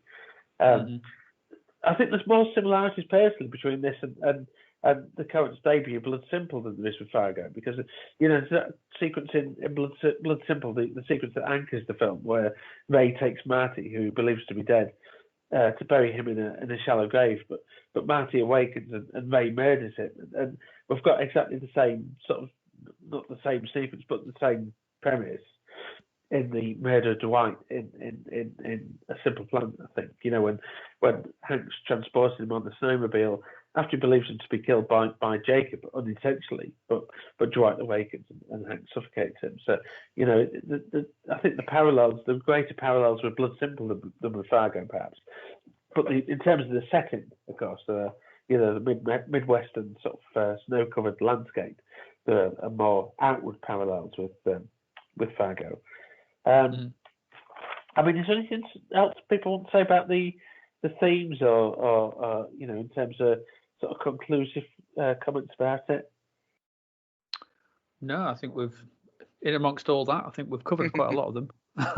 Yeah, I mean, the only thing that I wanted to mention really is sort of this, like I say, this nature and nurture. I'll come back to that. You know, Hank's cold-bloodedness. You know, is the notion of evil essential? Because Jacob doesn't have it in him, does he? You know, you think if it was nurture, both of these characters would be equally disposable to violence. But Jacob seems reticent to. He shoots Lou to protect his brother, but I don't think he would murder Dwight in the cold-blooded way that Hank does. Also, you know, the parallels that I've noted here with Steinbeck. Of Mice and Men particularly, and sort of Hank and Jacob's relationship mirrors that of George and Lenny in the book. I was going to mention that. I thought that as well. Yeah, I mean, in the Steinbeck novella, George is aware that Lenny's not strong, quotes, enough for the Depression era context, and Jacob's the same. You know, this era of foreclosures, poverty, and especially when Hank realises how lonely and isolated Jacob's been, that he's kind of too innocent and trusting in a way, and there's that great line where Jacob says to Hank, do you ever feel evil? He says, I do. I feel evil. Mm-hmm. And for me, the film's about Jacob. It's really about Jacob. You know, it's the movement from Jacob's levity when we first see him introduced. You know, he's sort of a bit drunk. He's a bit playful. And then to an awareness of the cruelty of human existence as enacted by his brother, Hank. And the final act is final act, if you like, in the film is self-annihilating. It's utterly nihilistic, I think. It leaves the viewer with a profound sense of loss, sadness, and grief. And there's that line that I think Lou delivers it: the American dream in a gym bag. And you know, the American dream in a gym bag, indeed. I think the irony is ultimately the end of the film. The money's worthless, and I don't think it would be a noir if it wasn't. If the money had any value, it wouldn't be a noir. But the final sort of image, not the final image of the film, but the final image you're left with is Hank burning that money, and Sarah, how distraught she is. Hank burning this money, you know, how appalled she is, and that's almost worthless. Every 10th bill's marked. Yeah. But every 10th bill, the number's been recorded, so you can't spend it. You don't know which is a 10th bill that's going to get flagged up in the FBI database or whatever. But she says you can't burn this thing. She says, well, it's useless. I think, yeah, I mean, it is sort of thing, and I think that ending, in every way, sort of thing, lays heavy on the viewer, should we say? It's not, like we said at the beginning, sort of thing. Bad things happen in these films, and everything just, as you pointed out, Pete, sort of thing, everything just unravels, spirals outwards through people trying to do simple choices that mount up, consequence upon consequence. And I think that's very much writ large in that end sequence sort of thing, and it's just the way that the FBI guy just tells him that we marked every 10th bill. I almost got the impression sort of thing that there was a part of me that was wondering whether that was true. Yeah. Or whether just wanted to whether they suspected him and they didn't trust him sort of thing, but didn't have anything on him sort of thing. So they're just going to plant that seed of doubt in there, which the film is does a lot of sort of thing. There's just like Bridget Fonda does, and Hank's very, very susceptible to that seed of doubt being planted and then acting immediately upon it. Yeah, well, there's that great thing, isn't there, where at the end the real FBI are questioning him, but the first thing we see is Hank being questioned about, this is how you can tell people are lying and stuff like that, and you think, oh my God, they've got him, they've figured him out. But the questioning leads to them going, so the person you was talking to, did you notice any of that? Because he was obviously lying. It's that great sort of moment. Yeah, it's a well structured ending sort of thing, but from the way it's shot and Hank's face and everything, and it is good sort of thing. But I was under the impression sort of thing that bit about the money quite possibly may not have been true. But like a lot of what Bridget Fonda whispers into his ear about, oh, Lou will do this and this and this, and he's very, he's kind of lived his life with a sense of I've got to do what other people think is the right thing. I always got the impression that he went away to university because that was what was expected of him, and things like that. And so he's not a particularly strong character. And I think that scene as well, when he's come back from university and he's working in a feed store for some guy who just sits on the phone all the time, and like the way he asks, oh, can I leave early today? And it's like, he doesn't seem a particularly confident character, even though he's supposed to be the one with all the, should we say, in quoted marks, all the smarts. Yeah. So that ending I think is very open to interpretation of whether anything, was true from the FBI. I don't know. I really love the. I mean, you're saying about the scene that sticks with you for the end, but I think the bleakness of the actual ending, where they're going through the motions of life, I'm totally unhappy because, at the beginning that's all presented as. Because there's two sort of levels of irony on it, where you think at the beginning, oh, you had happiness, you idiot. Why didn't you just stick with what you had? And, he walks through the town, he knows everyone says hello, he's got respect for the law and stuff like that. Oh, he was. And then, of course, we realise in the middle that was false happiness anyway, because the wife says that, she was never happy. But then by the time we come to the end and we're seeing very similar shots of him at work and then the wife at the library, and we know that they're not happy. And I think with the voiceover they were saying, the best that they can hope for is the days where they forget it never happened, but those are few and far between. And it's just the total grimness of even that pretense of happiness. Just as well, if you want to take it one step further, I was struck by the name Jacob as well. And quick bit of research. Jacob is obviously a biblical name, and was representative of part of social order. And Jacob was a pastoralist in the Bible, and Esau was a nomadic hunter. So we could say Esau was Hank, the person who doesn't have any roots, wants to leave, wants to move away. So there's if you want to go a bit deeper sort of thing, there may be some biblical reference to the use of the names and their brotherly sort of relationship. He was the twin brother. Jacob was the younger twin brother of Esau. I think for me, I'm just going to sort of more about the film, and I think we're just revisiting it, like we said earlier, sort of thing was interesting because I think, similar to what we said, Paul, this was a different step for Raimi and what he'd made from what he'd made before. Yeah. Much more, a much more toned down, a much more restrained piece of directing, and maybe not what you were looking for at the time. But I think upon revisit, this really does show its strengths as a really strong,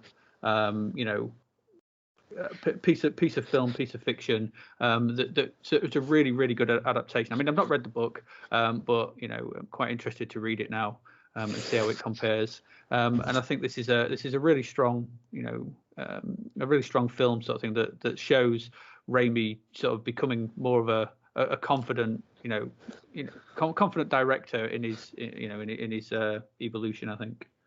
Yeah, away from the horror genre. Yeah, absolutely. Yeah. I mean, Cook and the Dead had taken that step already, sort of thing, but it was a step away from that sort of, relying on camera techniques, relying on, that sort of kinetic energy that his films were sort of replete with. This is much more, no, I'm going to let the characters tell the story here. I mean, the camera work's very, very static, I thought, mostly. Yeah. Which is unusual for him. But coming back on it, sort of thing, 20 years later, this really stands up as a strong film, I think. So if you want to join us next time, we're going to be talking about Oliver Stone's Talk Radio. What can we expect in that, Paul? Well, we'll have a discussion of Stone's body of work, and we'll also talk about the origins of the film in the play by Eric Bogosian, and the true story of Alan Berg, the radio DJ, on which the play by Bogosian was based. Awesome. So, join us for that. Look at this. Just like we found lost treasure. We're like Robin Hood. You want to keep it? Sometimes good people do evil things. Part of that is my money. Like there's two sides now. You're my brother. Bill Paxton. You gotta make us look like it was an accident. Billy Bob Thornton. What do I get? Bridget Fonda. He's gonna shoot you both. From the New York Times best-selling novel. Do your best! A Simple Plan. I wish somebody else had found that money.